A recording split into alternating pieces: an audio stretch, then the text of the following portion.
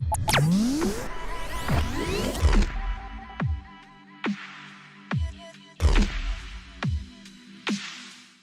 guys, Ash here from C4E Tech, and in today's video, we are going to be unboxing the new Honor 8 from Huawei and taking a quick look.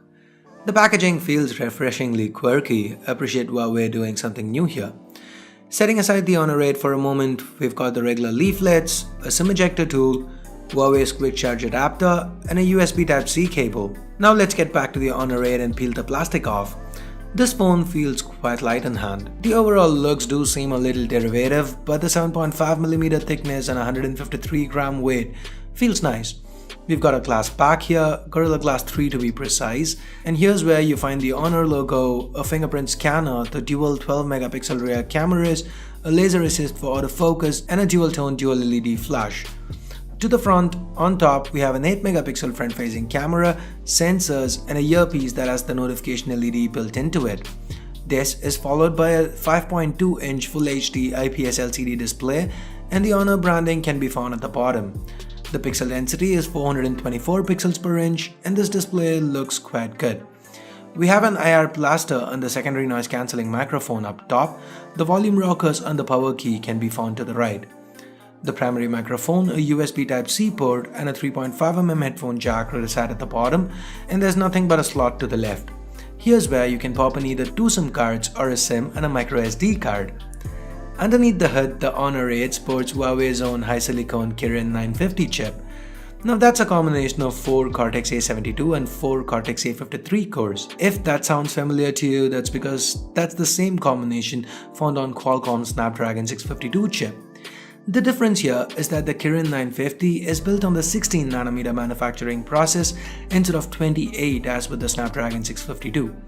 This theoretically means better power efficiency and lower heat generation. That's probably the reason why Huawei has been able to achieve much higher clock speeds, 2.3 and 1.8 GHz respectively, and they also claim that this Kirin 950 chip outperforms not only the Snapdragon 652 but even last year's flagship 810. I will test this claim out and get back to you in my review. Anyway, the Mali-T880 MP4 handles GPU duties, and this phone's available in a host of RAM storage configurations including 332, 464 and 432, that's the one used in this video. All this is powered by a 3000 mAh non-user replaceable battery, and it's also worth mentioning that the Honor 8 has support for both NFC and USB OTG. Now this phone runs on Android 6 Marshmallow with Huawei's Emotion UI 4.1 on top. Given that I've imported this from China, there's no Google Play services. I quickly sideloaded it and set my apps up. Out of the box, I noticed ROG power saving enabled. This is a nifty little feature that reduces the resolution to 720p.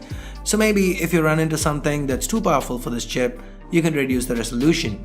I really hope more manufacturers include this feature.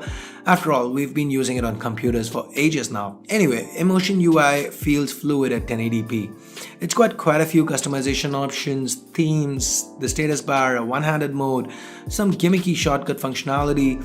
The fingerprint scanner to the back works great. It's also a pressable button.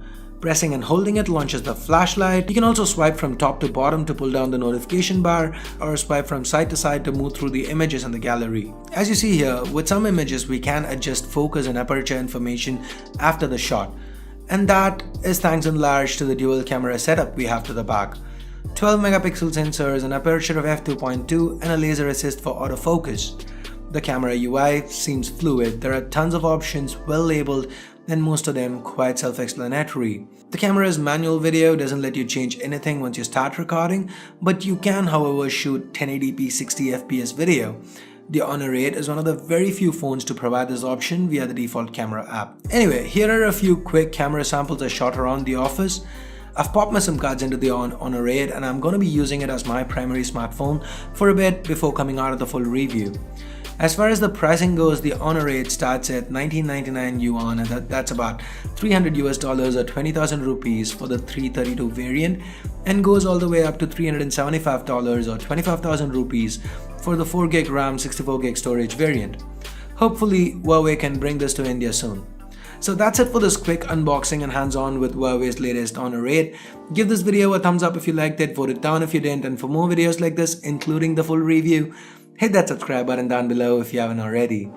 Thanks a lot for watching. Till next time, this is Ash here from C4eTech signing off. You guys have a great day. Bye bye now.